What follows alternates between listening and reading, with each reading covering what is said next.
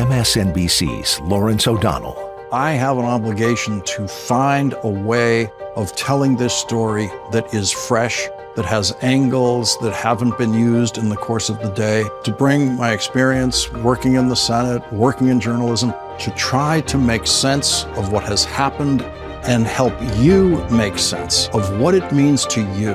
The Last Word with Lawrence O'Donnell, weeknights at 10 p.m. Eastern on MSNBC.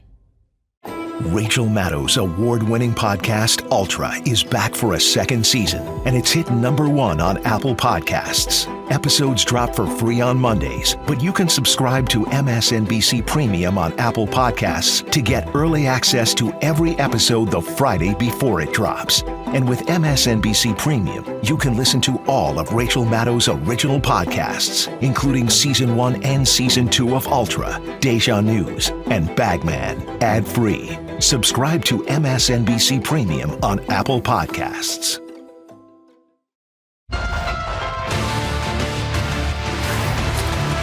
Hi there, everyone. It's 4 o'clock in the East. For those of us who reside in the pro-democracy coalition in American politics, today is set to be another clarifying moment in a campaign that has seen one of those after another, in which the stakes for our democracy continue to rise. Tonight, the 4 times indicted, twice impeached, convicted of 34 felonies ex-president will accept the nomination for the 3rd time from the Republican Party. It caps off a convention that reveals a party with not a single crack in the facade of full support for Donald Trump. The fact that Trump is once again the nominee proves that when Donald Trump so memorably said at the RNC in Cleveland 8 years ago, quote, "I alone can fix it," he managed to convince nearly the entire Republican Party of that. And those he did not convince, those who still cling to those pesky traditions of democracy, folks like Liz Cheney and Adam Kinzinger, find themselves in exile outside of the Republican tent and in the pro-democracy coalition. What is set to happen tonight, though, seemed unthinkable even to some of the Republicans in the room by the end of Donald Trump's first term. In the wake of that violent insurrection that led to the deaths of 2 police officers, more than 100 others injured, our country's image around the world as a stable democracy thrown into doubt perhaps forever.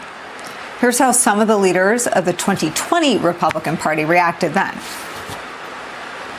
There's no question, none, that President Trump is practically and morally responsible for provoking the events of the day. No question about it. All I can say is count me out. Enough is enough. The president bears responsibility for Wednesday's attack on Congress by mob rioters. And after January 6th, for her part, Nikki Haley said this, that Trump, quote, went down a path he shouldn't have, and we shouldn't have followed him, and we shouldn't have listened to him, and we can't let that ever happen again. Wow, what a difference a few years makes. Here they all are now. I support him. He's earned the nomination by the voters all across the country. I will support the president. I will support President Trump. I am standing with President Trump. I am proudly supporting him. Donald Trump has my strong endorsement, period. Which brings us back to tonight and the show of unity for the GOP as Donald Trump, the guy they said all those things about, accepts the nomination tonight with their support. Reuters reports this, quote, with most dissent quelled and his grip on the party never tighter, Trump will be in a much stronger position than in his 2017 to 2021 term to follow through on his agenda if he wins the November 5th election.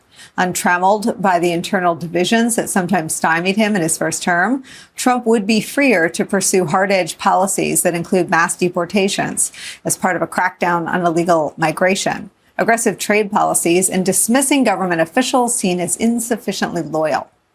It has been clear for years now that any check at all on Donald Trump and the MAGA movement he would usher in can only come from Democratic elected officials and the Democratic Party, which is why the debate within the Democratic Party over the candidacy of President Joe Biden, who is beloved, whose long and successful record as president has recently been overshadowed by questions about his ability to prosecute the case against Donald Trump, feels important enough to tell you about today. A wave of new reporting today reveals that President Barack Obama, Speaker Emerita Nancy Pelosi, Senate Majority Leader Chuck Schumer, and House Democratic Leader Hakeem Jeffries have all expressed doubts about the path forward for President Biden's campaign in one way or another to him. According to the Washington Post, quote, former President Barack Obama has told allies in recent days that President Biden's path to victory has greatly diminished, and he thinks the president needs to seriously consider the viability of his candidacy, end quote. The state of America's struggle between democracy and something far more autocratic in nature is where we begin today. In Milwaukee at the RNC, chief political columnist, host of the podcast In Politic for Puck, MSNBC national affairs analyst, my friend John Heilemann's here, plus MSNBC columnist and contributor Charlie Sykes is here. NBC News correspondent Vaughn Hillyard is back with us. Also joining us, Democratic strategist and professor at Columbia University, MSNBC political analyst Basil Smikle. Basil, I start with you on this moment where Trump, 4 times indicted, twice impeached, convicted of 34 felonies, held liable for sexual abuse, referred to the Department of Justice by Mitch McConnell in that clip there. Detested for a moment, it seemed, by Kevin McCarthy, who didn't think that impeachment was fast enough, floated the 25th Amendment on a call with Republican leaders. They've all fallen in line, and here we go again. Yeah, here we go again. It was actually, when you started at the beginning saying that this is the 3rd time he's being nominated by his party, you really have to think it's not about protecting the country against where we think we might go if he's president. We are here already. The Republican Party is solidly behind him. And it is scary. Earlier today, Vice President Kamala Harris was talking in North Carolina, and as she laid out the case for why the Democratic Party is the alternative to the tearing down of democracy and talking about the economic wins and all of the wins of the Biden-Harris administration, I kept going back to Kendrick Lamar. I know we don't do hip hop on this program, but I kept going back to Kendrick Lamar. I just want her to say, they're not like us, they're not like us. And I think that's really the theme of it all. Right? That the Democratic Party in this new coalition that has been created, and you've said it before, the biggest coalition that the party has at its disposal is an anti-Trump coalition, and it's absolutely true. This coalition is unlike what the party has dealt with before. It's tenuous, it's fragile, but it is one worth really digging down and deep into to bring together. And and the nervousness about this time, and I've discussed it, we've all discussed it, the nervousness about this time is, will the voter see the confidence that the party has in itself? Can that translate to the voter? And can that be used to really mobilize everybody to the polls? That's why this moment in time is so critical to be able to instill that kind of confidence. But what we've seen on the stage night after night in this throughout the Republican convention, I want to be clear, it's not people who've evolved. They're people who've transacted. They've sold something of themselves to be able to stand on that stage and be able to, receive the accolades from Donald Trump and the rest of of his electorate. And it's scary because one wonders, what else he has in stores. But if you have any questions, it's laid out in the 900-page instruction manual called Project 2025. Basil, I so appreciate you for all the conversations we've had in the last couple of weeks. I have some of Vice President Kamala Harris today doing what you just described. Let me play that. Sure. In recent days, they've been trying to portray themselves as the party of unity. But here's the thing. If you claim to stand for unity, you need to do more than just use the word.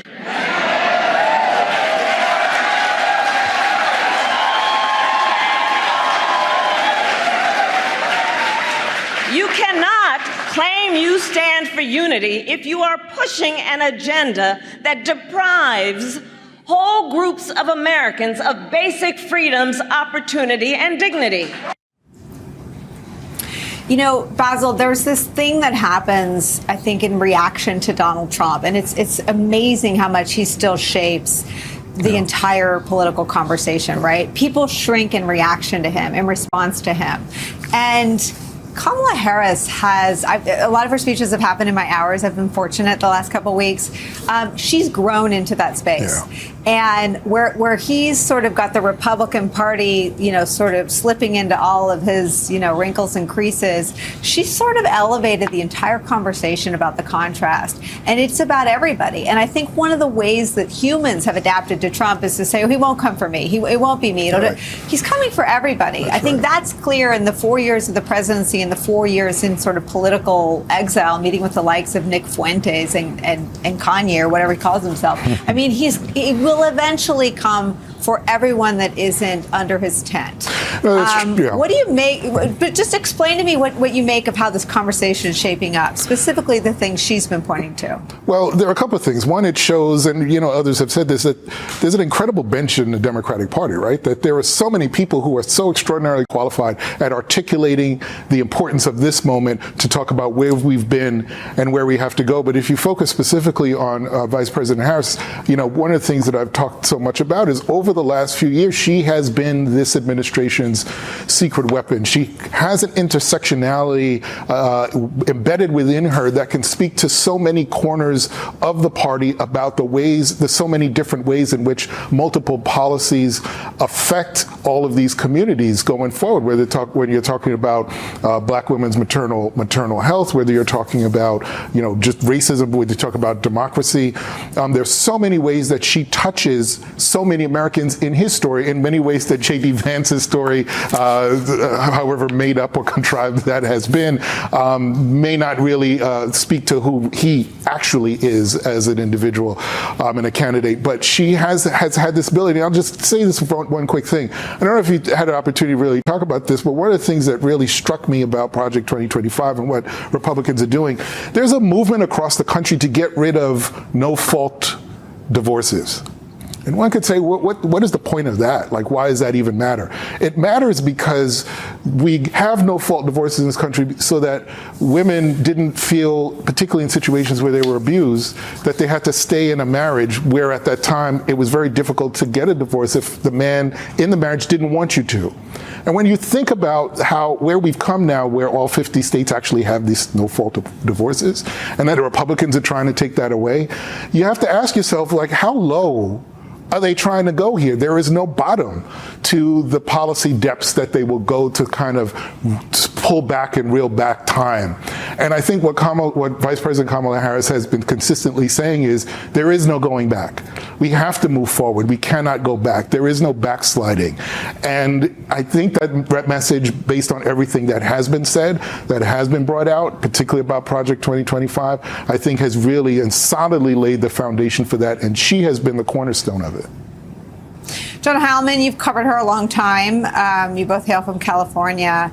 This piece that Basil picked out to highlight from a 900-page document is interesting because it does intersect with J.D. Vance's stated positions. In an interview, he now rather infamously said women should stay in marriages, including ones that are violent. Tell me how the contrast is shaping up now that it's Trump and all things Trump, plus J.D. Vance and all things J.D. Vance.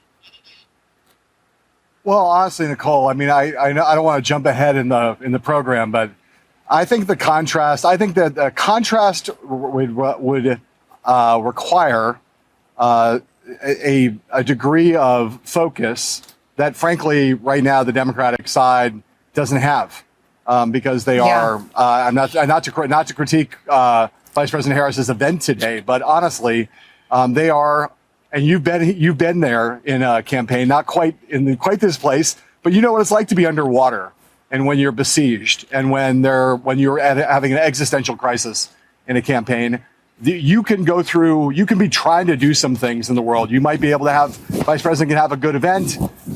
You might be able to put out an ad, but in the end, all you're really doing is fielding the incoming on the matter at hand, which in this case is whether Joe Biden's going to end up remaining at the top of this ticket or not. And I think, what we're going to come out of this convention with is, because J.D. Vance, unlike Doug Burgum, who would have been a much harder target to do a contrast with, or unlike Marco Rubio, who is a very known commodity in American politics. Not to say that there weren't places where you could contrast yourself with Rubio's policies and points of view, but J.D. Vance was, among these three, the most incendiary, the most controversial, the one who's much furthest outside the mainstream of American political thought and of traditional Republican thought.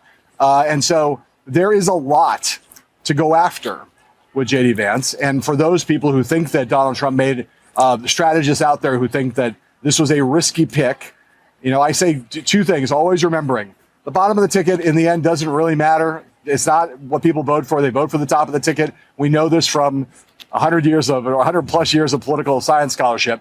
But it is the case that the vice presidential debate, which the Trump campaign now seems to be indicating they're willing to do the debate that the Biden campaign wants, whether that's going to be Kamala Harris or not, that's another question. But the earlier debate in the summer on CBS, not pushing for the later debate on Fox News that they had originally pushed for, that will be because of the fact that if Kamala Harris is still on the ticket and has not moved up on the ticket, that will be quite a thing. A couple of highly trained lawyers who will be able to do some rock'em sock'em robots on a lot of issues, and it might be a place where, because of how controversial a lot of the issues that he's embraced are, it might be a place where a vice presidential debate might matter more than they traditionally do.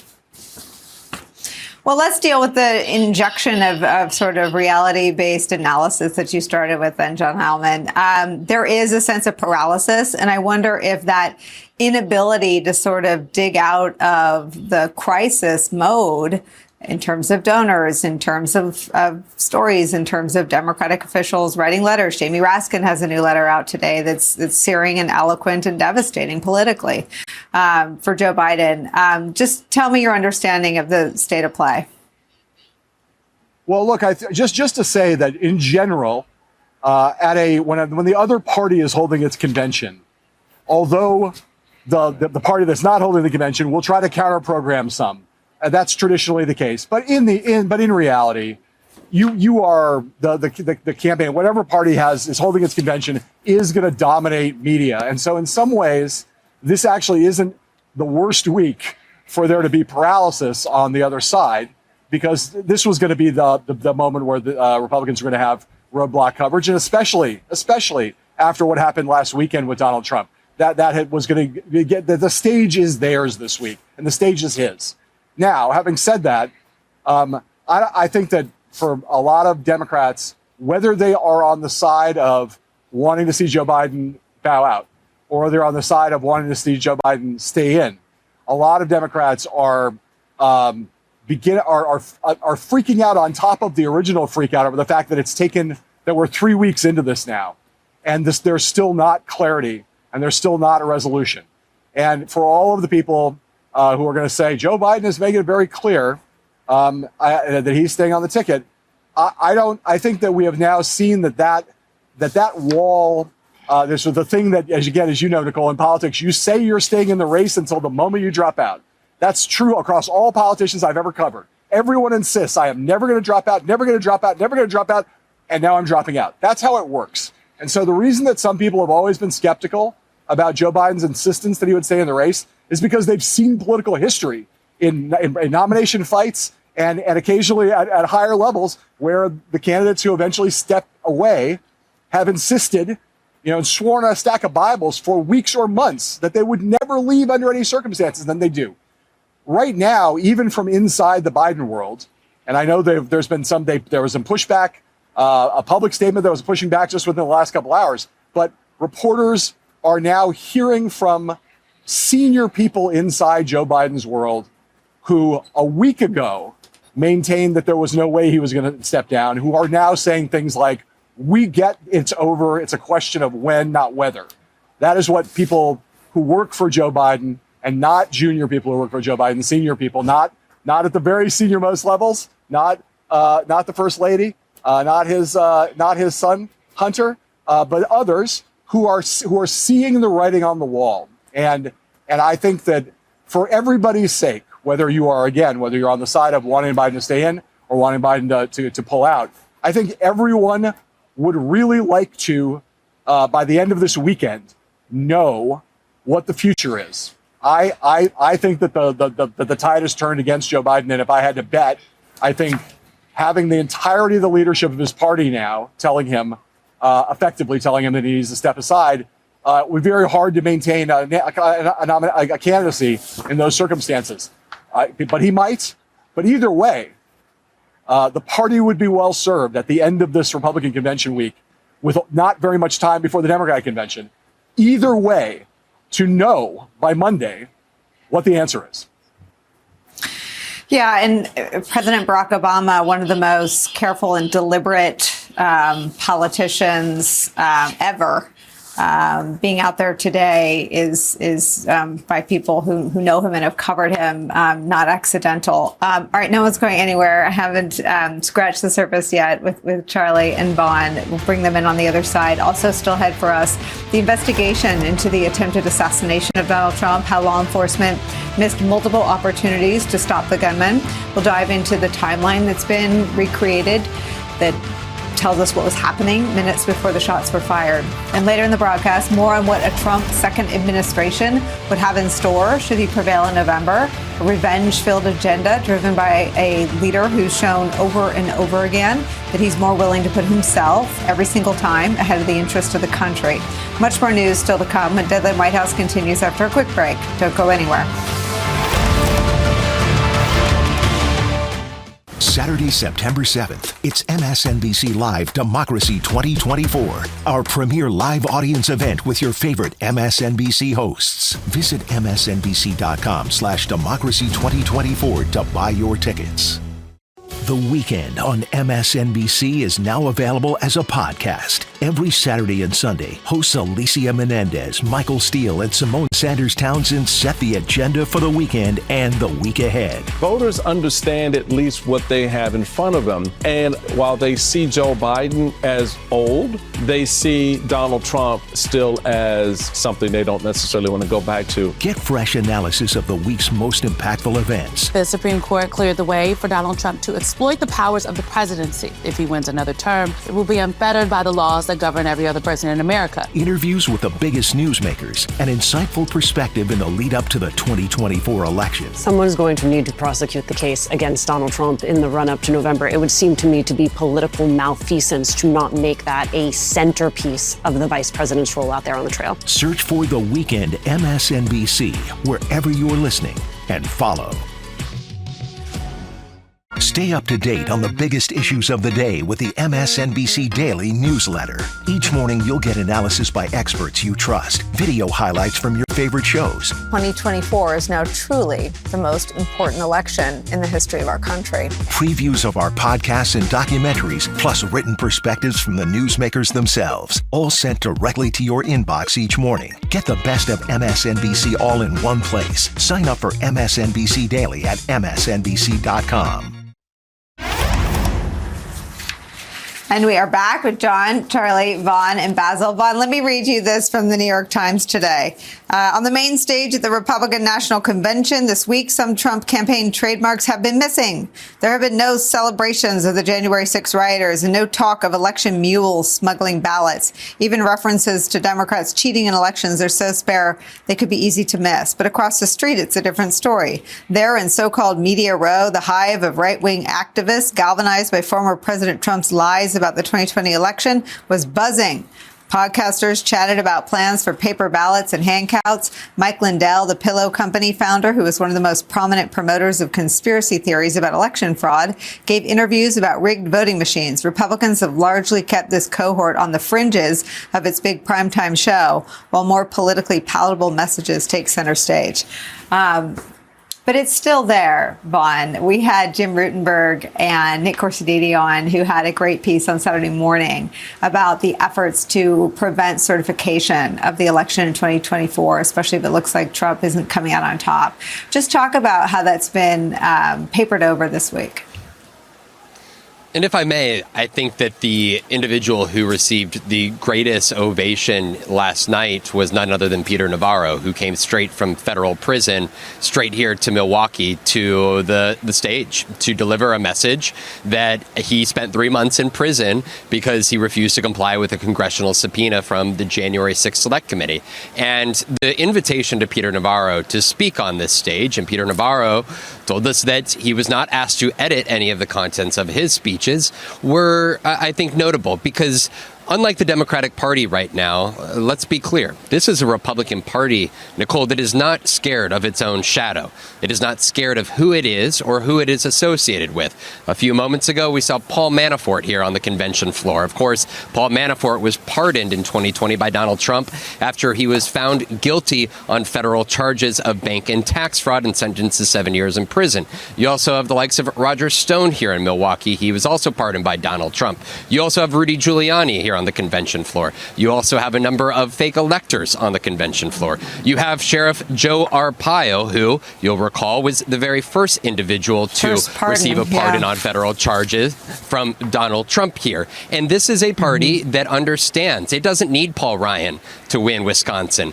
It is not trying to convince John Boehner to come on this stage or the likes of John Kasich onto this stage to come and win the state of Ohio. It is comfortable with its identity and who it is here. And that is not the case for the last largely 8 years, where there was concerns about the stain that some individuals, some of these right-wing media outlets, the likes of a Laura Loomer, may have on the America's view of what this party is. But over the course of 20 months now, since Donald Trump first launched his primary campaign, they have been really a Teflon. Donald Trump has not taken any political hits, and he and his campaign team understand that right now, at this point in time, that there is one party that is comfortable in its own skin and doesn't need to go and try to win over the likes of Mike Pence to win the general election. Instead, it's the Democratic Party that is concerned over its identity right now and its strength and its concern of its own shadow, Nicolle. Let me just push back curiously, not combatively. He hasn't taken any hits. Nikki Haley was humiliating him as recently as 5 weeks ago by winning 20-30% of the vote months after she'd pulled out. He was convicted and rather frantically saw the polls where he slipped among independents. And, in its defense, the Democratic Party sees him for exactly as you just described him, unapologetically associating with other felons who he himself pardoned. People waving mass deportation signs. If he's so sure he doesn't need the middle, why did he push Mike Lindell off the stage? I think two parts of that. I think, Nicolle, it's a good question on the Mike Lindell front. I think, to be very fair, that's a question that I should ask. But I would say here, at the same time, I think it's notable when you have Nikki Haley take the stage here. She didn't take the stage 8 years ago at the Cleveland convention. At the time, we were having a lot of conversations about folks who were Republican elected officials who were concerned about the stain that associating with Donald Trump could have on them. But she tried to beat him. She lost, but she quickly came back up onto stage. And a great many in the Republican Party, elected officials, understand the power dynamic here in 2024. And the second part of that is, look what they printed on the campaign signs here. It was mass deportations now, right? There was it's not just Stephen Miller in the background advising Donald Trump on what 2025 could look like, but it is printed on these convention signs that were held by the delegates on the floor that mass deportations now, and the crowd here chanting, send them back.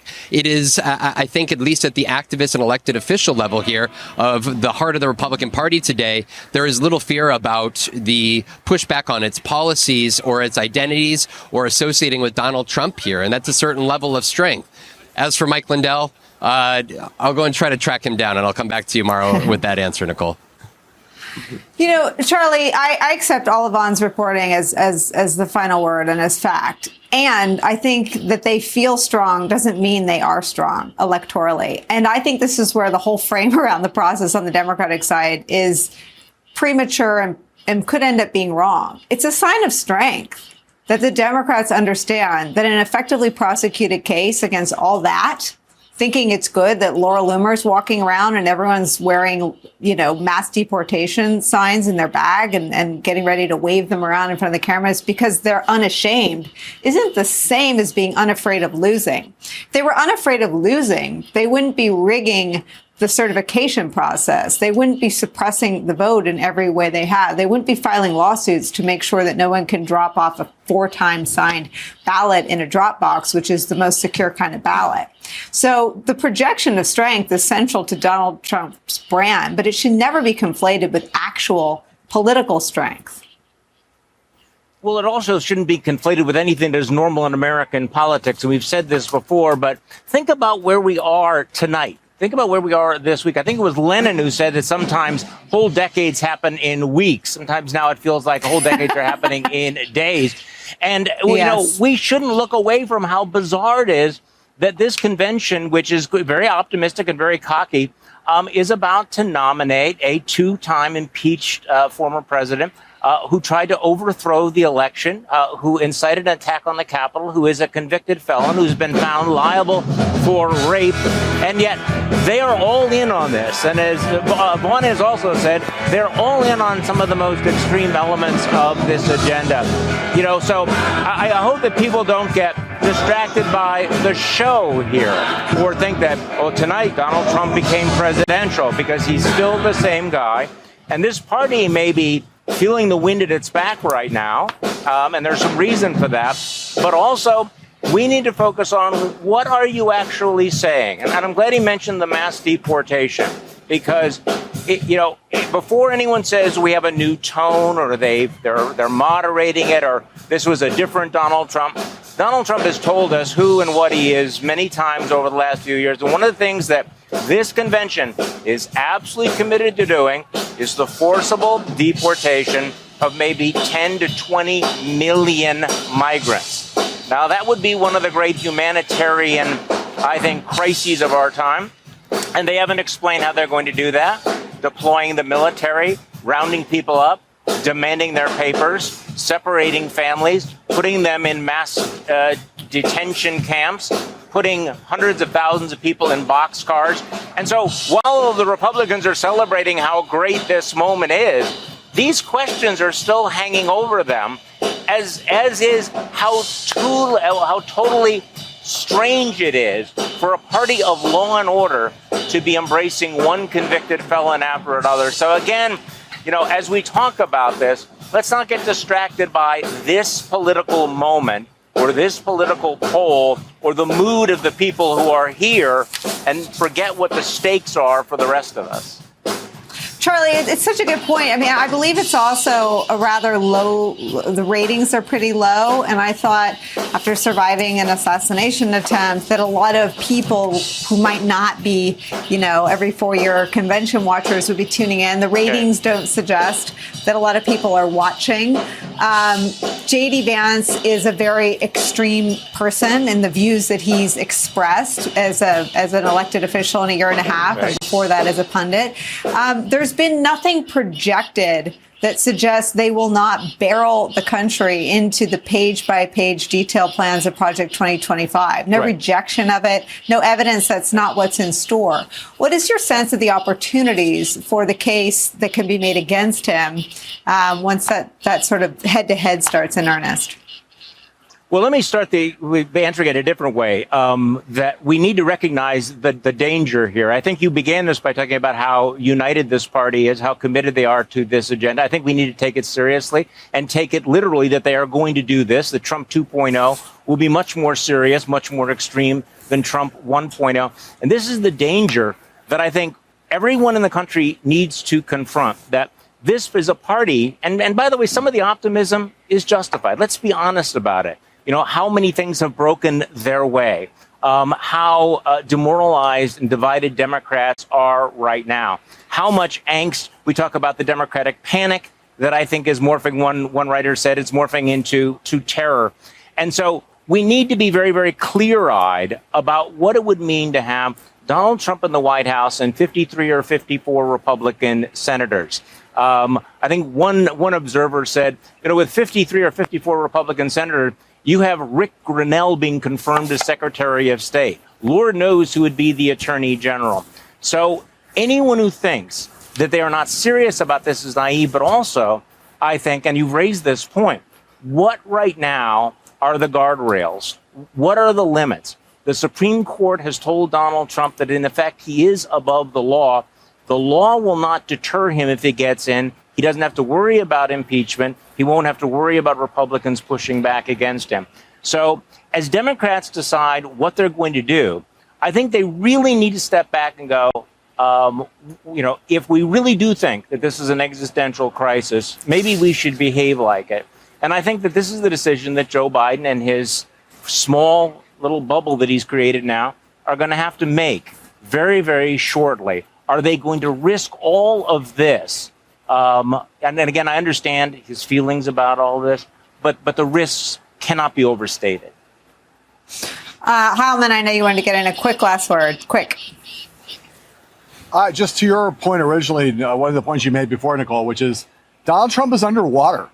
I mean, Donald Trump's a politically weak figure, and it is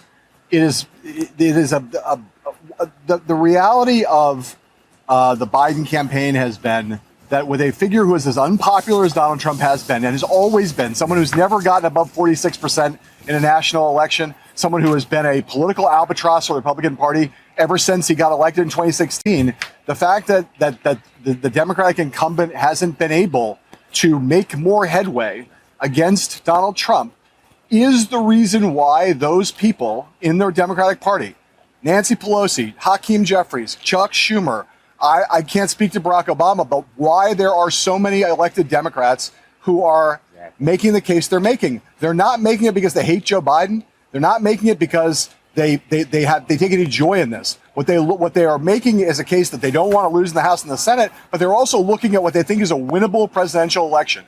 Donald Trump is a profoundly unpopular politician. As you have said, there is a large anti-Trump majority in America, and yet right now, forgetting about the debate, in battleground states across the major battleground states, the Biden campaign has had a massive spending advantage. They have been on the air for months, and they have not made headway against Donald Trump. And that is part of what is animating this feeling in the Democratic Party that Joe Biden needs to step aside. I'm not endorsing it. I want to say it for the 19th time. I'm just telling you that I talk to elected Democrats all day long, and when they make the case, this is what they cite. All right, everyone sticks around. We want to thank Vaughn Hillyard for his reporting. He had to run off and do more of it. Up next for us, there is new reporting and new video of the warnings coming just minutes before gunfire erupted at Donald Trump's rally last Saturday. We'll show it to you next.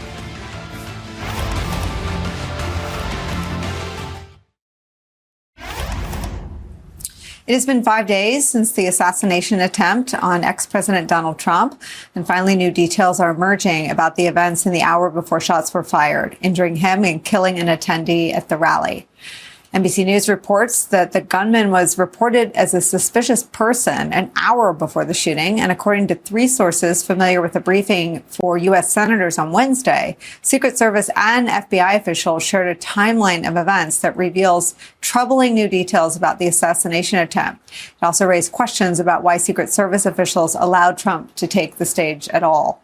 And amid the breakdown in communication between the agencies tasked with protecting Donald Trump, new video put together by the New York Times shows how his supporters were the ones alerting police of the suspect on the rooftop with a gun minutes before he carried out his attack. Watch that. Yeah, someone's on top of the roof. Look. There he is right there. There were early warnings to police. A Secret Service sniper team abruptly changing position. A sudden panic. Joining our conversation, NBC News investigations correspondent Tom Winter. Tom Winter, it's just extraordinary. Just take me inside the latest understanding of how this happened. Sure. So it was about an hour before that apparently law enforcement started getting concerned about this individual. He had a rangefinder. It's not necessarily something that sits on top of a gun, but it's something that you would use if you were playing golf and wanted to know the distance between you and an object, and that's what it does. And so apparently he had this on his person. He's near the magnetometer. He might have even gone inside. We're still working to nail down that detail. Gone inside and through the security area and into the actual rally for a short period of time, unarmed. No indication he was armed at that point. No indication he was armed when he was near the checkpoint originally. So they know that they have this person who's suspicious. They're looking for him. And at different points they see him, and they even radio to the Secret Service about 20 minutes beforehand that this individual is suspicious. We're looking for him. They're talking to them. And then it's within approximately 2 minutes that they actually radio in and say this person is on the roof. Now, the question was, was he armed at that time? Well, we know when he was on the roof at some point shortly before they radio in, he was armed, because that's what local police saw, and that's what they saw with their own two eyes and dropped off of the roof as they went to climb up it. So we've reported that previously. So the ultimate question here is twofold. You alluded to the first one, which is, should Donald Trump have been allowed to go on the stage with people knowing that there was this suspicious person that was out there? And the second question is, what happened in the intervening few minutes or few seconds between the point where they know that he's on the roof and he's got a gun and he starts firing it? So those are a couple of key ones. I think there's a feeling among Secret Service and among some members of law enforcement that, look, these rallies, no matter the candidate, attract some people that are a little bit off or a little bit weird, and sometimes we have to look into them, and they want to directly speak to the candidate, and they have something to tell them. Some individuals that might have some challenges with mental health. That happens at rallies, and that happens at rallies from the presidential level down to your local politician. I'm sure there's politicians that are watching that are nodding their head at that. The difference is somebody pointed out to me today in a bit of a tongue-in-cheek manner, but still noting the seriousness of it, is there's no golf course nearby. So why is he walking around with a rangefinder? It's not as if he has some out there sign or he's just saying things that are a little bit different. He's actually got something physical that he has on him. And should he have been stopped and questioned at a certain point, there's some reports that he was moving around fairly quickly from place to place. So is it difficult to try to determine who this individual is? And then, of course, the ultimate question, and it's the beauty of hindsight, okay, we've got a suspicious person that's in the crowd. You know about that. Then you know that you have somebody on a roof. At what point do you just take Trump off the stage out of an abundance of caution? Again, each day that we get answers, the questions we were asking on your show 2 days ago have largely been answered, but it's only yielded more questions. And so it's going to be looked at. I think the long and short of it is here, that roof should never have been uncovered. And what was the presence there around that building prior to him getting up on the roof? That question remains, and I think that's really the big one that needs to be solved now. Out of that briefing also, Nicolle, we got word from the FBI director that apparently in the course of going over his electronics, he searched both a Trump event in Butler and Trump events in general, as well as the dates of the DNC. So obviously not getting us any closer to a motive here, at least as best they can tell and as best we can tell based on our own work. Tom Winter, thank you so much for that. Thank you for being on this story and for being a trusted source of the facts. There's so much non-factual information swirling around. Your reporting is really vital. Thank you. Thank you. And another break for us. We'll be back with more of this conversation with our panel on the other side. Stay with us. We are all back. I'm Charlie Sykes. As Tom Winter's doing his reporting and even just reading that this was 5 days ago, I'm back to your original point that every day feels like about 11. Your thoughts on the state of the investigation and even Donald Trump's own propulsion of the news cycle? I mean, since the shooting, he's announced a vice president. He's tried to project this image at his own convention. What are your thoughts about what, if anything, we'll hear about it?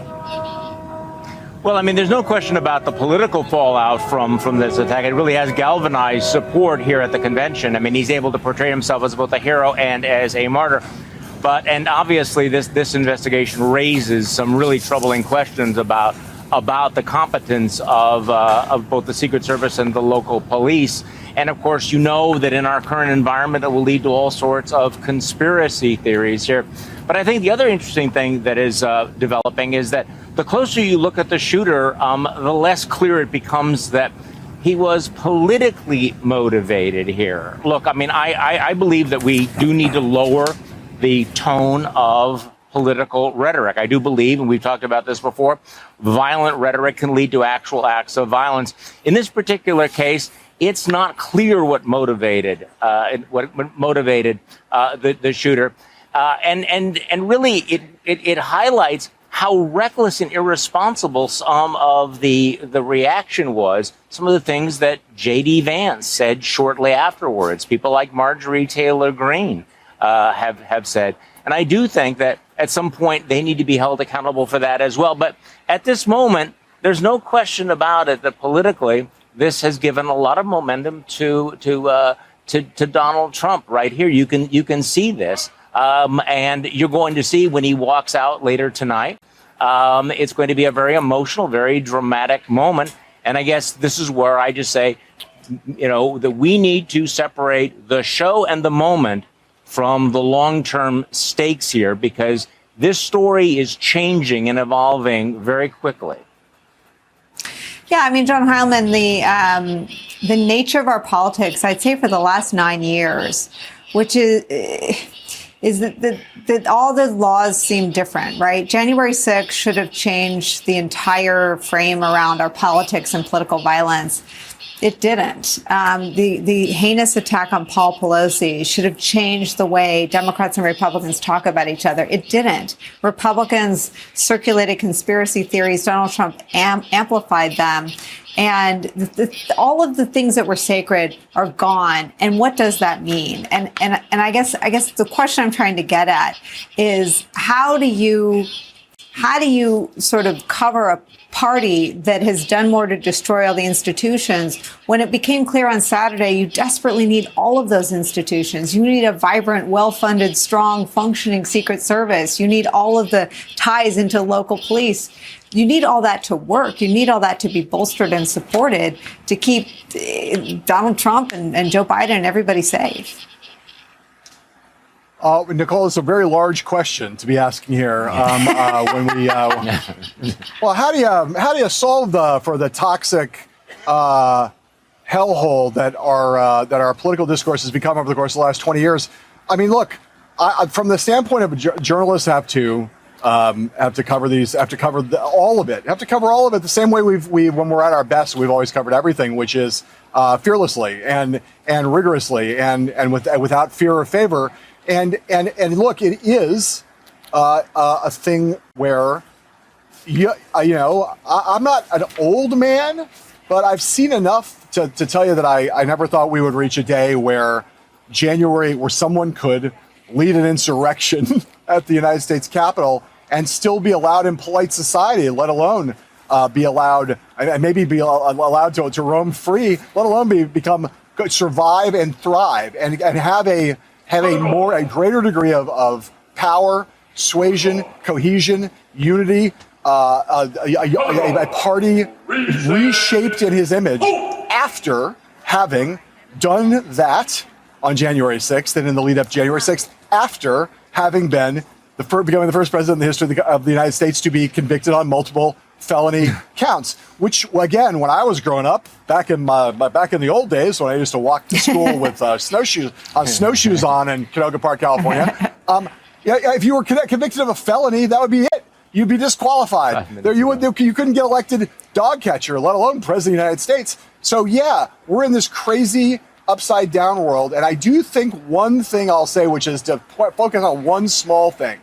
Charlie made this point a second ago and you made a point about the need for all of these institutions. Charlie made a point about conspiracy theories. The conspiracy theories started almost immediately after the shots were fired. You saw Brad Parscale, I noticed, former Trump strategist, was like, how did this happen? This must be suggesting it was an inside job somehow. And that rhetoric is still out there. And I will tell you that this may not solve it, but I will say, the Secret Service screwed this up, and this is a thing where there should be accountability. There should be a deep investigation that points out, that gets the Secret Service to say, we messed this up, where all the facts come out and someone gets fired or someone's get fired. That may not make all the conspiracy theories go away, but it's a start to making the conspiracy theories go away if there's actual openness, investigation, and accountability. Absolutely. John Heilemann, Charlie Sykes, Basil, Smikle, thank you for spending the hour with us. We're so grateful. Up next, how Republicans have spent 4 days working to whitewash the 4 years Donald Trump spent in the White House as the nation's president. The next hour of Deadline White House starts after a quick break. MSNBC's Lawrence O'Donnell. When I was working in the Senate, I didn't realize that it's the perfect training for the job that I have now. Covering government, covering politics, the complexity of it all. Mastering the detail is crucial to being able to present anything that happens in Senate buildings or any of the other news centers that we have to focus on every day. The Last Word with Lawrence O'Donnell, weeknights at 10 p.m. Eastern on MSNBC. Rachel Maddow's award-winning podcast, Ultra, is back for a second season, and it's hit #1 on Apple Podcasts. Episodes drop for free on Mondays, but you can subscribe to MSNBC Premium on Apple Podcasts to get early access to every episode the Friday before it drops. And with MSNBC Premium, you can listen to all of Rachel Maddow's original podcasts, including Season 1 and Season 2 of Ultra, Deja News, and Bagman, ad-free. Subscribe to MSNBC Premium on Apple Podcasts. When news breaks, go beyond the headlines with the new MSNBC app. New developments in the legal drama surrounding former President Donald Trump. Get real-time analysis from live blogs to in-depth essays, video highlights from your favorite shows and hosts. Lots of news of all kinds going on right now. And the latest updates on the 2024 election. The rematch is on. It's Trump-Biden Part 2. Go beyond the what to understand the why. Download the app now at msnbc.com/app.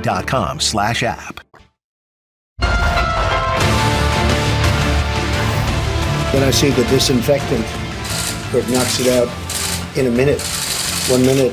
And is there a way we can do something like that by injection inside or almost a cleaning? Because you see it gets on the lungs and it does a tremendous number of the lungs. So it'd be interesting to check that. That really happened. Hi again, everybody. It's 5 o'clock in the East. I apologize for making you relive that. But at this moment in our politics, it's important to remember exactly what we all went through the last time he was president. The suffering, the many investigations into him and his own conduct, the damage done to our institutions, the eroding of democracy, that history attempting to be whitewashed this week by the GOP at the Republican National Convention, as the New York Times opinion writes, quote, "This week, Republicans have tried to rewrite the 4 years of Trump's presidency as a time of unparalleled peace, prosperity, and tranquility.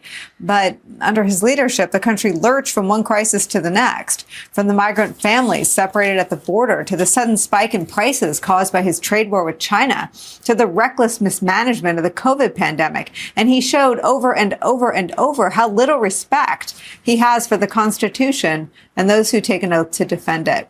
And what lies ahead, if Trump should prevail in November, will be much worse, according to him. We know this. He has told us it's on paper this time. Donald Trump has openly talked about implementing the largest deportation in American history, stacking federal agencies with an army of his loyal disciples, going after and pursuing and prosecuting his enemies using the levers of the federal government, withdrawing the country from our global alliances, things like NATO. It would mean an end to the America we know and love. We cannot lose sight of that as the ex-president projects whatever he projects this week and formally accepts the Republican nomination again tonight. It caps off a multi-day event that has presented a choice before all of us, before the American people. It's not grounded in truth or reality. There is not a lot of toned down rhetoric that they promised would come following the tragic attempted assassination over the weekend. The Daily Show points that out. Word on the street was that the RNC speeches were going to be civil and polite now. So, bring on the good vibes. The Democrats' disastrous record on crime, trade, and regulation has ruined the lives of countless Minnesotans. Your family is less safe. Biden's violent crime crisis. Our children are dying. War on families.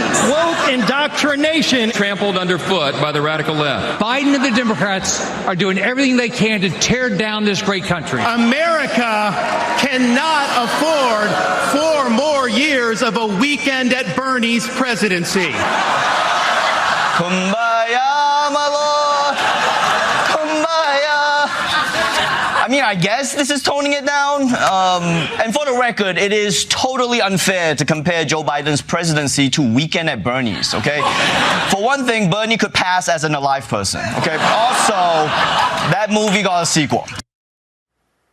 A perilous moment for American democracy that would be funny if it wasn't so scary. One candidate, our current president, sick with COVID, has calls from his own party to step aside or ratcheting up because the threat from the other, the wannabe autocrat, is too great, too vast. It's where we start the hour with some of our favorite reporters and friends. In Milwaukee at the convention, staff writer for The Atlantic, Tim Alberta, is here. Plus, political strategist, MSNBC senior analyst Matthew Dowd is here with us in New York. Former RNC spokesperson, host of the Bulwark podcast, Tim Miller. Tim Alberta, you have written some pieces that when the history of these times are told will be in there, starting with your Susie Wiles, Chris LaCivita reporting, and then your J.D. Vance reporting, and your other dispatches from the convention. So congratulations to you. Let's work backward, though. Take me inside this moment as we await what has been described as a somewhat changed Donald Trump. Well, thank you, Nicolle, first for saying that. It's very kind of you. Look, I think the degree to which Donald Trump has changed, has been transformed by this near assassination just a few days ago, we'll really get a glimpse at it tonight. And, you know, I have covered scores and scores of Trump's speeches around the country. I have traveled with his campaign at length over the last 8 years. I've seen him in a lot of different venues, in a lot of different moods, striking a lot of different tones. I've never heard a tone of humility, of reconciliation. I've never heard a tone of genuine reflection. And according to some people who are close to him and who have spoken with him since the events of last Saturday, they have heard traces of that. They have heard hints of that. And I think they are genuinely curious, as are the rest of us, whether that will come through tonight in prime time as the nation waits to hear from the former president for the first time since he was nearly killed. But Nicolle, if past is at all prologue, I don't know that we should expect a dramatically different version of Donald Trump tonight. If we see one, then obviously that scrambles sort of everything we know about this campaign, this election, and even potentially the future of the country. But I think to say that we should expect that would be putting the cart way ahead of the horse. Yeah, a cart that's never been spotted on the planet before. Tim Alberta, your reporting is so important and revealing about how they see the race. And you're reporting, the line that sort of kept me up all night the day that I read it, was that they are, in their view, what they're seeing is a landslide victory for Donald Trump. I wonder if you can sort of explain then the selection of J.D. Vance, and that landslide is predicated on running against Donald Trump, or running against Joe Biden based on in your story and your reporting. What happens to all those predictions and assumptions and even the J.D. Vance pick if that ends up not being who they face in November? Sure. Nicolle, I'll take the first part and just emphasize that the J.D. Vance selection is the clearest indicator of the Trump campaign's confidence that they're not only winning this race, but that they are running away with this race. They believe that they are headed towards a blowout in November. And the J.D. Vance pick, as one person close to the president described it, he said, look, the revolution is on, right? That's the only proper interpretation of taking a guy like J.D. Vance, who has some baggage and who's not necessarily the person that you would select if you're worried about appealing to the suburban moms outside of Milwaukee and Detroit and Philly and Phoenix and elsewhere. But J.D. Vance does share at some core visceral level the sort of raw, visceral populism that Donald Trump has been successful in selling to the masses, and Trump sees in him an heir apparent to the MAGA empire here. However, it's clear that he would not have necessarily made this selection if we were in a really tight race. But the Trump campaign, from all of its modeling, all of the polling that they've done, they believe that the race is already effectively over. Now, if that's the case, if they have created a situation where by midsummer that they have already buried their general election opponent in Joe Biden, then of course they don't want to see the Democrats change horses. In fact, Nicolle, what I reported from Susie Wiles and Chris LaCivita after spending months with them is that this campaign, this Trump campaign, more than any other that I've covered, is very specifically engineered to run a very specific race against a very specific opponent in Joe Biden.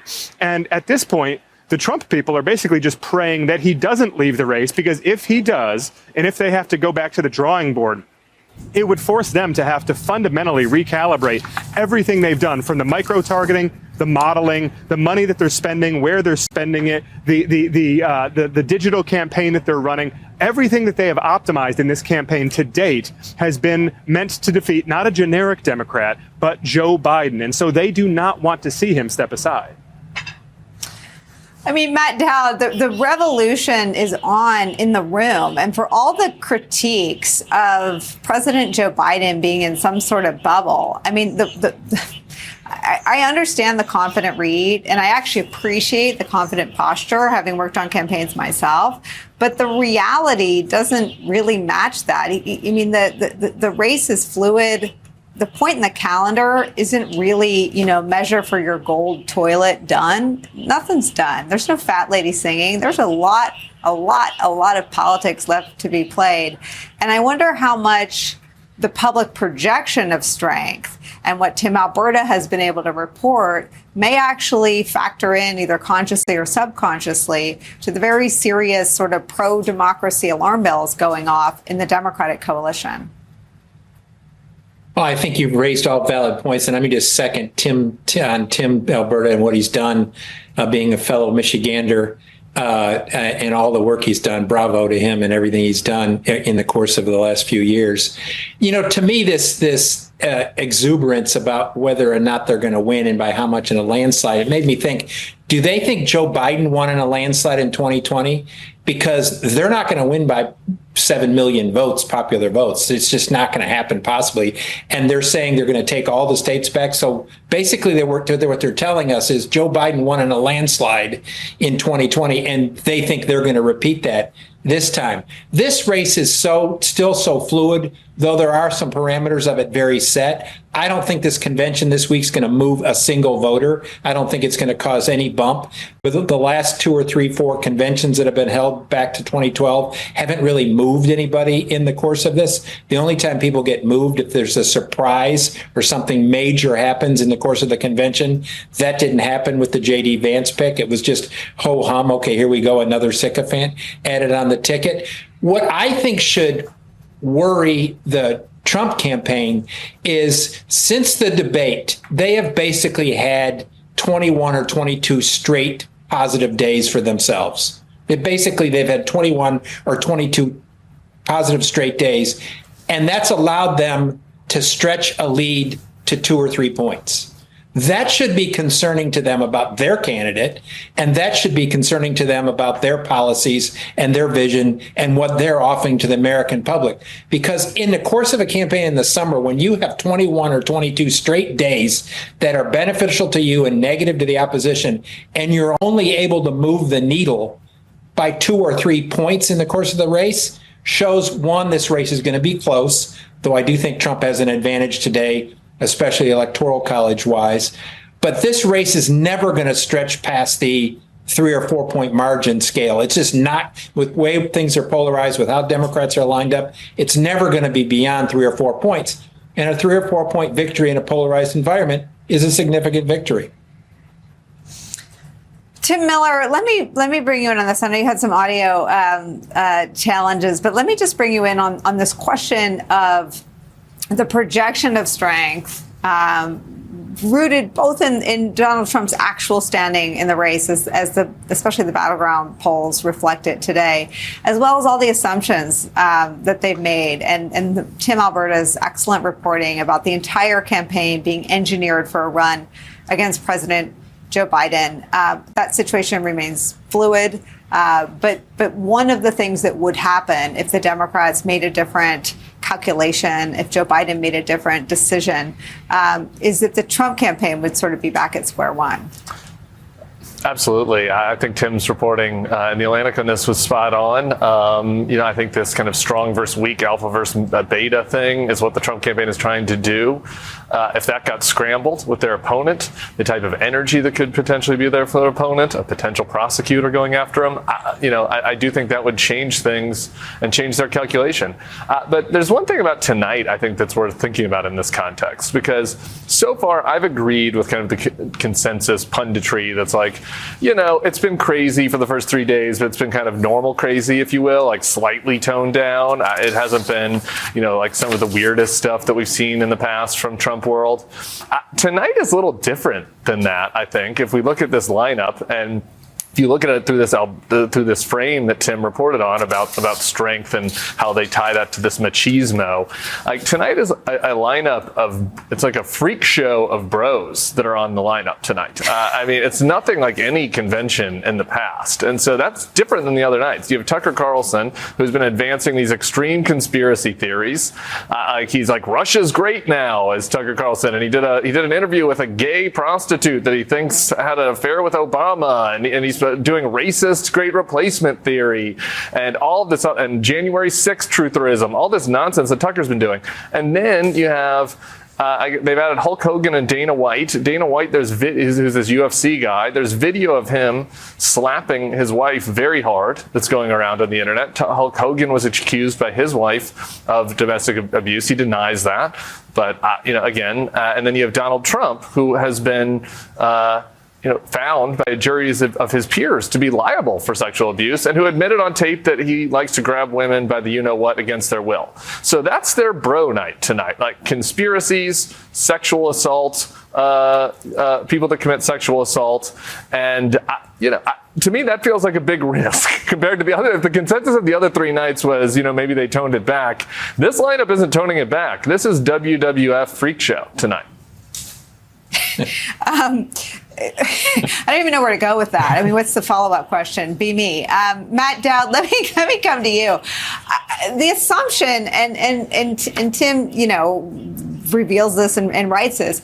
The assumption is that they have something locked up. And I just wonder if you can pull on that assumption a little bit more. The big structural rug that could be pulled out of them most completely, right, would be to run against somebody different. Everything about the campaign is predicated on their, 77-year-old candidate looking young compared to an 81-year-old candidate. Literally everybody else on the menu undermines that.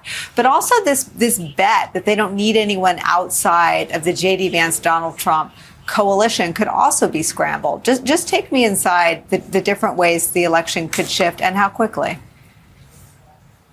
Well, in my view, and I think I've written about this, is if the Democrats present at their convention a surprise movement in this race, then it fundamentally alters the nature of this race, just fundamentally alters it completely.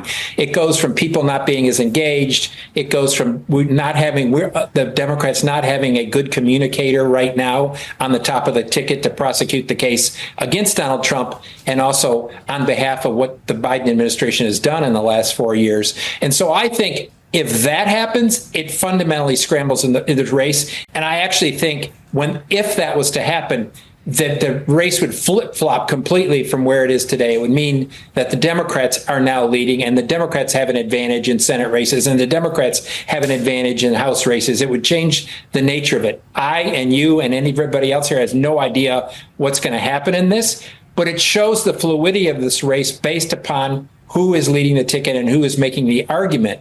And I would say, here's an interesting thing I looked at today, is the only numbers that have improved for Biden of not being replaced in the last 30 days since the debate. You know what is among what group?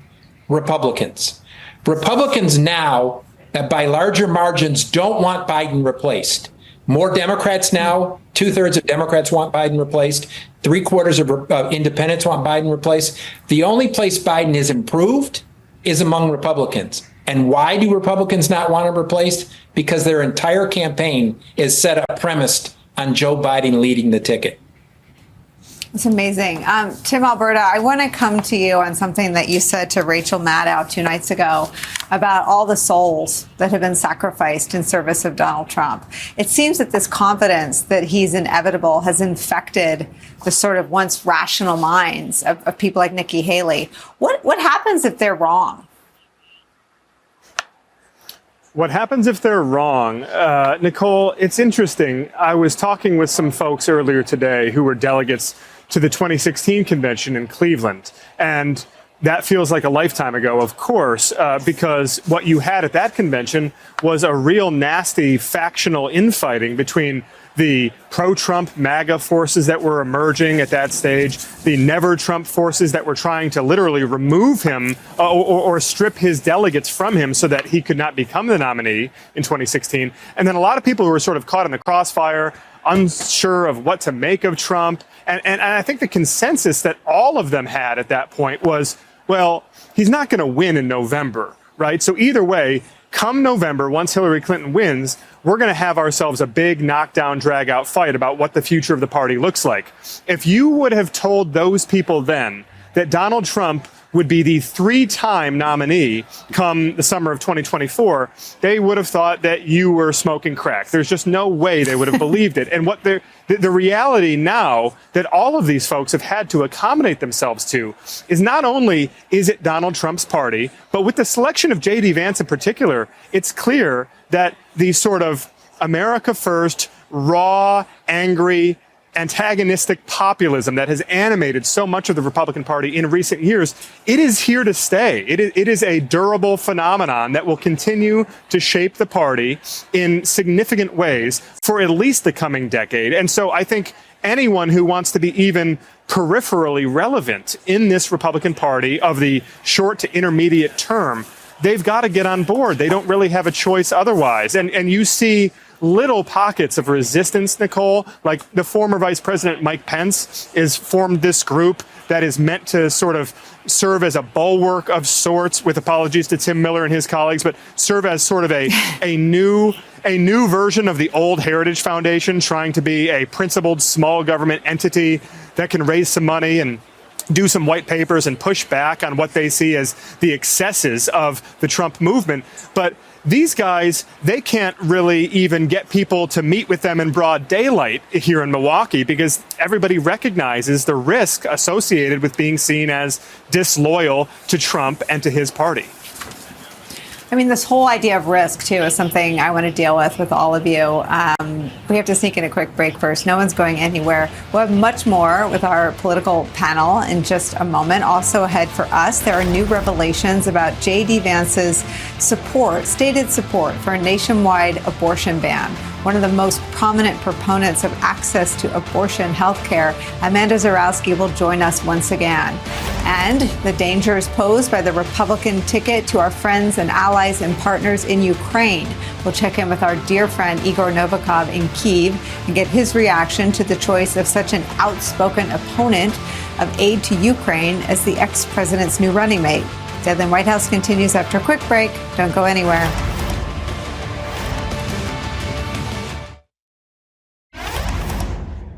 With the selection of his running mate this week, Donald Trump is also trying to distract people. He wants to direct attention away from his record and his Project 2025 plan to suggest that he and his running mate are going to prioritize the middle class. But we are not buying it. We're back with Tim Miller and Alberta and Matt Dowd. Tim, Alberta, I mean, I want to read you the story that just moved in the spirit of a political nightmare scenario for the Trump campaign. The New York Times reporting in the last few minutes, quote, several people close to President Joe Biden said on Thursday they believe he's begun to accept the idea that he may not be able to win in November and may have to drop out of the race. bowing to the growing demands of many anxious members of his party. One of the people close to him warned that the president had not yet made up his mind to leave the race. But another said that, quote, reality is setting in and that it would not be a surprise if Mr. Biden made an announcement soon endorsing Vice President Kamala Harris as his replacement. An account based on interviews with 4 people close to President Joe Biden. There's a piece in your story about how their plan may have peaked too soon. I think as Matt and Tim and I all know that campaigns are not just about the right strategy, but about implementing the strategy at the right time. Kamala Harris has successfully painted Donald Trump as being one and the same with Project 2025. And I saw some reporting that Chris LaCivita, the campaign manager, saying that was a real headache for him. He should have thought of that before all of the Trump people went to work for it and at it. Tell me what this means and how this scrambles the circuits if the Times reporting holds up. Well, first of all, Nicolle, I mean, the president can't delay this decision much longer. I mean, this has got to happen in the next 3 or 4 days. According to Democrats I've spoken with, just the clock is really ticking here. They're running out of time. So if this is going to happen, it's got to happen pretty quickly. If it does happen, I want to piggyback on the point that Tim Miller was making in the previous segment, which is that, look, the Democratic base right now is just entirely lacking for intensity. I mean, when I talk with Democrat elected officials in the battleground states, they tell me the same story over and over and over again. They can't find anybody to come out and volunteer for them to do the sort of work that's necessary in a field operation because there's just no enthusiasm. I mean, we hear all the time about the cliche enthusiasm gap in politics. I've never seen an enthusiasm gap like the one we're witnessing in the summer of this election year. I've heard horror stories from people on the ground in Michigan, in Pennsylvania, in Arizona about just striking out time and time again as local Democratic Party chapters, county chapters have tried to get people to come in and phone bank, to get mail going, to knock on doors. They can't do it. They can't find people. So to Tim's point, if suddenly Biden were to be replaced by Kamala Harris, by anyone else, the jolt of immediate energy, enthusiasm, donor cash that would follow you would think just in some fundamental ways, scramble the race for both parties because look, Donald Trump, I think it's crazy to consider the fact that as of 8 weeks ago, Donald Trump and his campaign, they were looking at being outraised and outspent in this campaign by a margin of 2-1, maybe even 3-1. They were getting trounced in the finance department. Nicolle, after his conviction and all the money they raised in the immediate aftermath, Donald Trump entered the month of July with more cash on hand in his account than Biden did. So now the two campaigns are operating at financial parity, and that is a part of the reason the Trump folks are so extraordinarily confident and even cocky coming into this convention. But if Biden were to step aside, and if Democrats had a new standard bearer atop the ticket, you've got to expect that they would see a massive, historic fundraising surge of their own, which is one reason among many that so many elected officials at this point are pressuring the president to step aside. Tim Miller, we should say again that only Joe Biden will make this decision, but one person trying to influence that decision, sort of another beloved Democrat, and that's Congressman Jamie Raskin. The Times reports this, the latest prominent Democrat to publicly call on the president to consider passing the torch to another candidate was Representative Jamie Raskin of Maryland, a key member of the House committee that investigated the attack on the Capitol on January 6th. A letter he sent to Mr. Biden on July 6th and obtained by the New York Times Thursday compared the 81-year-old commander-in-chief to a tiring baseball pitcher and urged him to consult with fellow Democrats about whether to continue his campaign. Quote, everything we believe in is on the line in the next 4.5 months, Mr. Raskin wrote. It's been reported that same case was argued by Nancy Pelosi. Congressman Adam Schiff made that point in an op-ed. Congressman Jim Himes made that argument in an op-ed and interviews on the night after the NATO summit officially ended. Tim Miller, your thoughts just on what Tim Alberta just reported about the jolt in energy, in volunteers, in urgency, in unity, and in donor dollars. Yeah. Well, on the Raskin point, and Raskin and Adam Schiff, I'd also throw in there. These are two men that know the stakes. They've been in the wars. They understand the threat that Donald Trump poses about as well as anybody out there. And Nancy Pelosi, has done this, by the way. I think that should give her a lot of credibility. I mean, she did step aside and allowed, Hakeem Jeffries to take over the caucus, and to huge success, really, if you look at the Democratic success with that handoff. So those are people with just unimpeachable credibility on this matter. As for what would happen, Tim talked about the prospect of the money, the ground game. I think that's important. The enthusiasm gap is enormous right now. It's a Grand Canyon. I agree with that. I care a little less about the money. I think money's a little overrated in presidential campaigns. Everybody has 100% name ID in presidential campaigns. This isn't a House race, so TV ads, I think, have limited value, but they have some value. And what I look at, though, is just from my background, is the media and the messaging. And I think that for Kamala Harris, whether she's running as VP, whether she's running as president, on the issue of abortion and on the issue of law and order. And this race gets totally shaken up by her being able to go on offense against J.D. Vance and possibly Donald Trump on those issues. A prosecutor versus a convicted felon, a woman that's protecting people's rights to their own body versus an old man that's trying to take it away, particularly and then in the J.D. Vance case with a man that wants to take away from women the right to even leave marriages if they're violent, apparently, and the right to their own body, even if they've been raped by a family member. That's a J.D. Vance position. I just think Kamala Harris is very well positioned to take that argument on those two issues against the current Republican ticket in a way that is a little bit hampered, by the current Democratic ticket. Matt Dowd, quick last word. Well, I would just say that one thing we realize is that the pro-Biden coalition is much smaller than the pro-democracy anti-Trump coalition. And that's the situation we're in, and why these Democrats are trying to get Joe Biden to step back, because they understand if it's all about Joe Biden, then the Democrats lose in the course of this.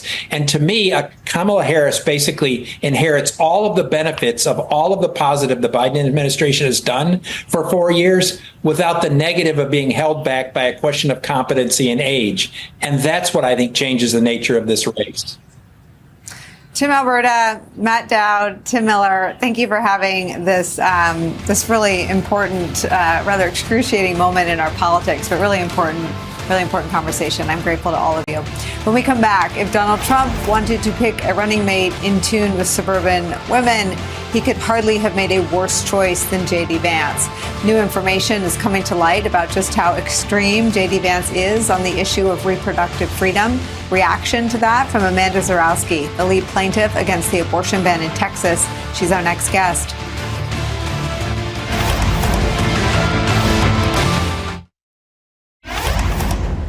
Should a woman be forced to carry a child to term after she has been the victim of incest or rape? We want women and young boys in the womb to have the right to life. I think two wrongs don't make a right. We're effectively run in this country via the Democrats, via our corporate oligarchs, by a bunch of childless cat ladies who are miserable at their own lives and the choices that they've made, and so they want to make the rest of the country miserable too. But I also think, there's something comparable between abortion and slavery.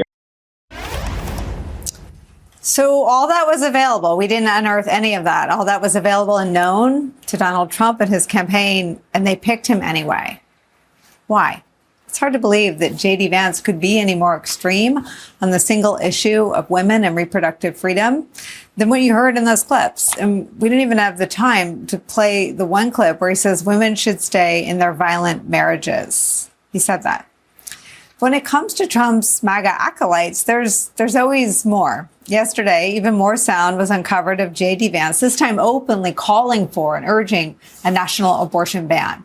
It is not only extreme on women's health and reproductive freedoms, it's also racist, anti-Semitic, and all around shocking. Take a listen. I certainly would like abortion to be illegal nationally. I'm sympathetic to the view that, okay, look, here's a situation. Let's say Roe versus Wade is overruled. Ohio bans abortion, in 2022 or let's say 2024. And then, every day, George Soros sends a 747 to Columbus to load up disproportionately black women to get them to go have abortions in California. And of course, the left will celebrate this as a victory for diversity. It's like, if that happens, do you need some federal response to prevent it from happening? I'm pretty sympathetic to that, actually.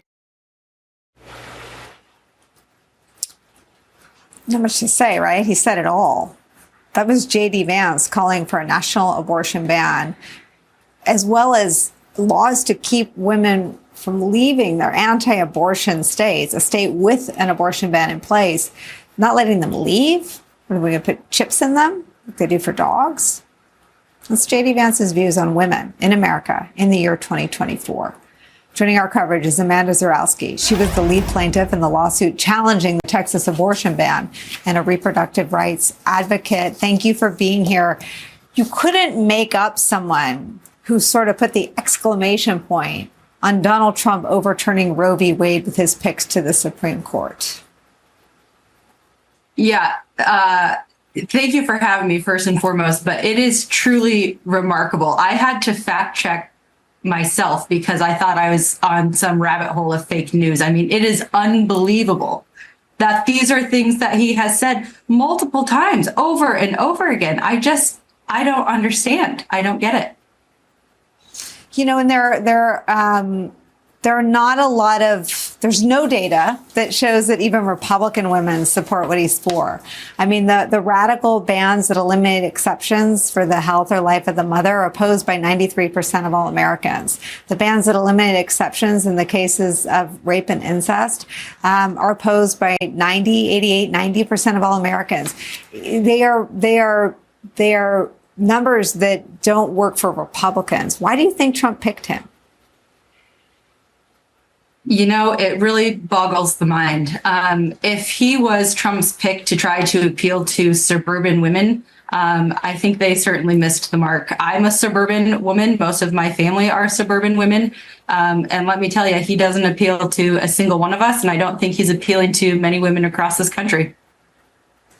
Amanda, what is the real sort of lived experience of these brutal, brutal bans? Well, as you know, for me personally, I almost lost my life as a result of the ban in Texas. My future fertility is permanently compromised. And as I'm out on the campaign trail, traveling around the country, meeting folks who live in states with similar bans, my story is not unique. I am one of hundreds, if not thousands, who has been in a similar situation, and it's just devastating. On top of that, you know, we're seeing healthcare deserts as physicians are leaving their states because they don't want to practice in an area where there's bans, and that's putting a real burden on surrounding states.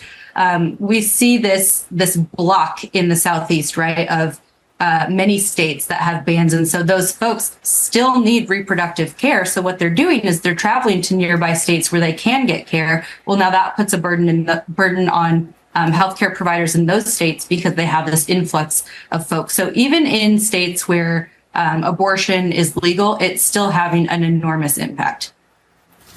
You know, there was some news reporting that ahead of the convention, Trump sought to change some of the language around abortion. And it's always about marketing for him. We know where he stands.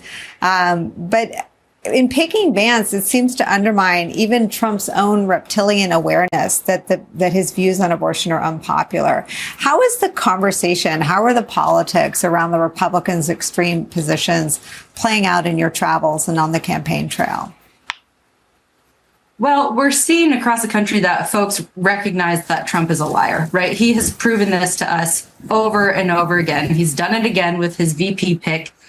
He has shown us his cards. And I think this attempt to distance himself from Project 2025 or say that his views on abortion are not as extreme as he once said is just a ploy to tell the American people what he thinks they want to hear, because he knows that his actual views that he's laid out for us and his plan that he's laid out for us is wildly unpopular. But by picking J.D. Vance, we know that in his vice president pick, he's got a rubber stamper, right, who's going to approve these extreme measures that Trump wants to and has told us is going to implement if he's reelected.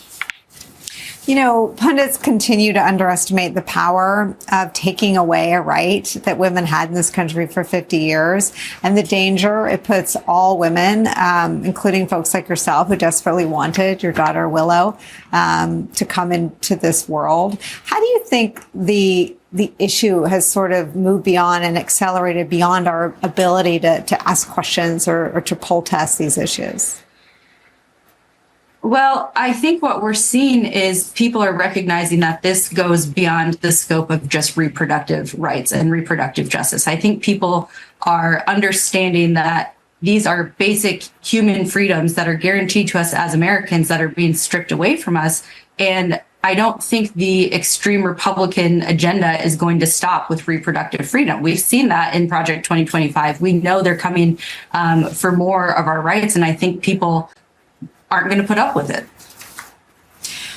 When you look at sort of the state of the race, and I don't know how much, I imagine you're a bit of a political junkie, but the battleground polls are ominous, and it's really going to be a matter of getting the facts about the differences in Project 2025 out there. Project 2025 is now sort of seeped into culture with a big help from Taraji P. Henson. I mean, it's out there. How confident are you that if everyone knows the facts, if everyone knows the stakes, that Democrats should feel very confident about their prospects in November? Well, I'm very encouraged that we are giving so much attention to Project 2025 because, frankly, it is terrifying. And the more we talk about it and the more people understand what it means and what it would mean for Americans if Trump makes his way back to the White House, I think the likelihood of him getting elected is just going to shrink because this outline, this agenda is absolutely terrifying. As far as the polls, I don't really pay attention to them. It's a snapshot in time. I don't think they're necessarily indicative of what's going to happen in November. We know it's a long race. We know it's going to be a close race, but the polls are just a snapshot in time. I think, in this election between the Biden-Harris campaign and the Trump-Vance campaign, you have a choice, a very stark choice in two extremely different visions for our future. On the one hand, you've got Trump and Vance who want to take us backwards in time. They want to take away our rights. On the other hand, you've got Biden and Harris who want to move us forward and they want to protect us as human beings and as American citizens. Amanda Zurawski, it's always a pleasure to get to talk to you, especially as this campaign comes into focus. Thank you for spending some time with us today. Thanks for having me back. When we come back, Moscow couldn't be happier with Donald Trump's selection of J.D. Vance as his VP nominee. And that is, of course, awful news for our friends and allies in Ukraine. We'll get reaction from a dear friend, Igor Novikov, in Kyiv after a short break. Don't go anywhere.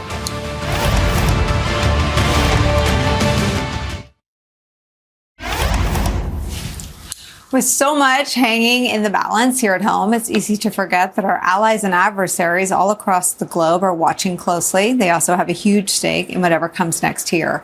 That's especially true for our friends in Ukraine, whose hopes of repelling Russia's ongoing and brutal invasion are tied tightly to our nation's continued willingness to help support that effort. What the disgraced ex-president has to say on that topic in a few hours may be of some interest to some Ukrainians. So, too, will be Donald Trump's new running mate, J.D. Vance, a vocal opponent of military aid for Ukraine, who's admitted he doesn't, quote, really care what happens to Ukraine one way or the other, end quote. Joining us now, friend of this program, former advisor to Ukrainian President Zelensky, Igor Novikov, is back. How are you, my friend, and how is the family? Hi, Nicolle. Well, I'm back in Kiev for a few days. Incredibly tired. I've slept for like 3 hours over the last 48. So, but I'm with my family. I've even got electricity at the moment, although we only have it 4 hours a day now, which is unpleasant, but you get used to it. But yeah, when you travel to the front lines, it's a completely different story. We have it good here, and trust me, you have it good there, much better than we do in Kiev. Tell me about the front lines. Tell me how the fight is going. Well, it's as brutal as it was 2 years ago, a year ago. So it's nothing is changing, and the resolve of our soldiers isn't changing. But unfortunately, because of that delay with the military aid and with the world's attention dissipating, it's getting more difficult by the day. And Russia's fighting cowardly, not only on the front lines, but you've heard the news about the children's hospital bombed in Kiev, and I was actually in Kiev that day, and it's horrible. But what blows my mind is the fact that if you look up, the social media networks of like Donald Trump or J.D. Vance, you won't even see a comment there. They don't care. It's 2024. You can just send a cruise missile onto the roof of the cancer ward of the Children's Hospital and silence, nothing. What does it say to you that Donald Trump picked J.D. Vance, a vocal opponent of not fighting alongside our friends and allies, but simply supporting with military aid Ukraine's efforts in the war against Russia? Well, Nicolle, I always use humor as my shield. So let me tell you a few things. First of all, thank God it's not Tucker Carlson. Could have been worse. So let's remain optimistic. Secondly, I also have that quote that you mentioned in the beginning of this segment, that he doesn't really care what happens to Ukraine one way or the other. And I really hate pulling out my "what would Jesus say" card. But, they're all Christians, or at least they claim to be. And for some reason, I cannot imagine Jesus saying, I don't really care what happens to men one way or the other. And yet they claim to be Christian. And, last but not least, I remain optimistic because, this is a man who once compared Donald Trump to Hitler. Now he chose to work for him. Now, as far as I remember, Jesus chose the cross. So, that's hypocrisy. But on the other hand, if that's how quickly that guy changes his mind, maybe, you never know. What are the stakes for Ukraine in November's election here in this country?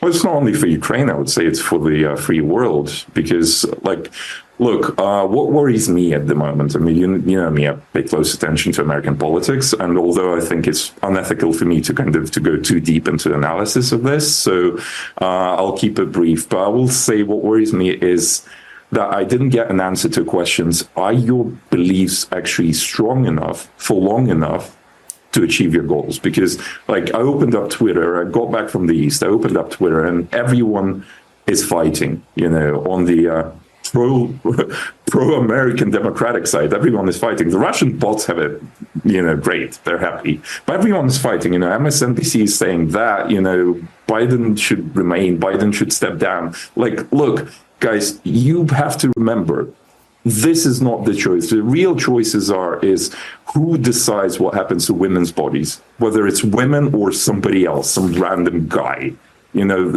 Whether you keep your democracy, whether the dictatorships rule this world for the next 4, 10, or 20 or 25 years. Those are the real choices. And, united we stand, divided we fall. And it's an American saying. And I pray to God that you remember it. I mean, that's the most powerful admonition to the divisions among the pro-democracy coalition in America that we could hear. Thank you. Thank you from the bottom of my heart for that, Igor. Thank you. I'll give you the last word. Well, Nicolle, let me set Ukrainians as an example here. It's year 3 of the war. We have electricity roughly for 4 hours a day, 4 to 6 hours a day in Kiev out of 24. It's nearly 100 degrees Fahrenheit outside. Air conditioning is considered a luxury, is actually frowned upon. And yet, we're tired, we're fatigued, we hate it, But at the same time, everyone keeps fighting, everyone keeps donating.